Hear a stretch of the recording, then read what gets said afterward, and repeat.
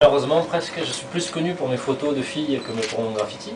Parce que j'ai fait un projet qui s'appelle les Bubble Girls il y a 5 ans à peu près, qui était de parcourir le monde, de rencontrer des filles dans la rue, de leur demander si elles voulaient bien se prêter à une expérience, c'est-à-dire aller dans un atelier, aller dans une chambre d'hôtel, faire des photos avec moi et moi je leur peins sur le corps.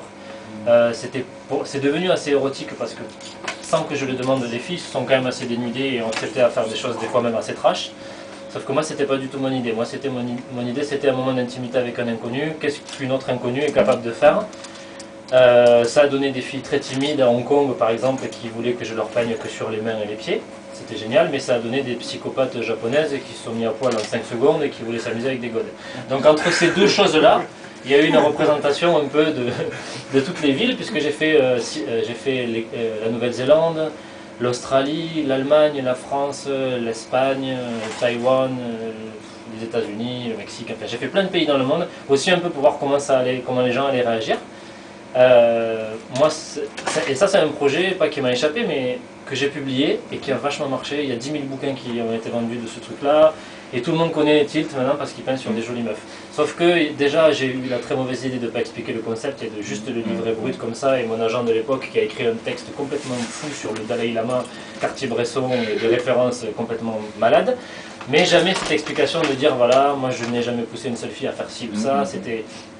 Donc voilà, ça c'est un projet que je continue à faire d'ailleurs. Donc là je voulais, pas rendre hommage, mais je voulais travailler plus sur l'endroit que sur les filles. 9 fois sur 10 je me retrouvais dans des chambres d'hôtel un peu pourries, parce que je voulais justement pas avoir le côté oh une jolie fille, oh une jolie chambre d'hôtel, oh des graffitis. Je voulais qu'il y ait un truc vraiment réel. Donc on est allé dans les hôtels qui sont souvent près de la gare, qui sont pourris et tout ça. Tu focalises beaucoup plus sur l'émotion et sur les gens que sur oh, trop bien le tableau, trop bien le meuble italien. Et donc là, j'ai voulu représenter une de ces chambres d'hôtel, comme j'ai longtemps fantasmé de les défoncer quand j'y allais dedans, où je me disais, putain, si on me laissait 2 jours ici avec plein de bombes, qu'est-ce que je pourrais faire? Donc ça ressemble à ça. Et après, l'autre truc, vous l'aurez dans le catalogue, c'est j'avais fait une installation avec une fille aussi, où j'avais reconstitué toute une chambre de filles, où elle était d'abord en train de vivre dans sa chambre, donc elle avait son ordi, elle avait tout, il y avait tout dans sa chambre. Et après, elle détruisait toute la chambre.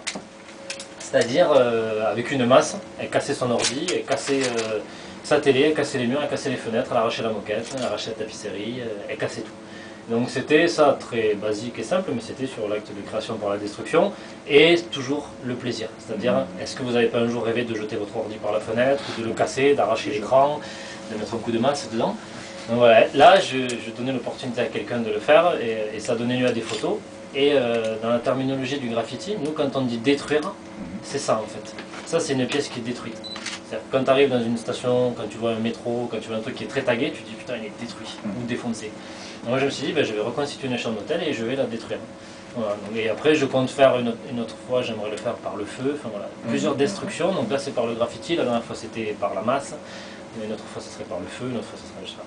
Et surtout, voilà, c'était un fantasme aussi d'inviter des potes et de leur dire les mecs, j'ai fait une chambre d'hôtel, venez taguer partout. Quoi. Et il faut taguer partout, c'est-à-dire sur les lunettes, sur la brosse à dents, sur le dentifrice, sur les soutiens-gorge, sur les culottes, tout sauf ça. Pour pas perdre trop de lumière, on a dit on garde juste ce truc-là. Il y a qui comme grappeur que tu as invité Alors là, il y a Brock de Vitry, ça c'est Sowat, là il y a Lek qui est venu découper des trucs, après il y a Diz. Après il y a des gars des UV qui sont venus, après il y a Nacio qui est passé, il y a Popeye, il y a donc Siu, il y a plusieurs personnes qui sont venues petit à petit comme ça, tu vois, qui ont aussi fait des dédicaces à leurs potes. C'est pour ça que si vous voyez des O'Clock ou des machins, ou Fraises, des gens qui sont pas, ou Rap là-haut, qui sont pas vraiment venus ici mais qui ont été dédicacés par leurs potes.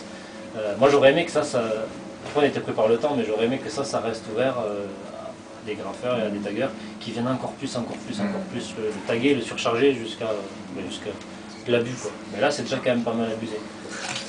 Donc voilà.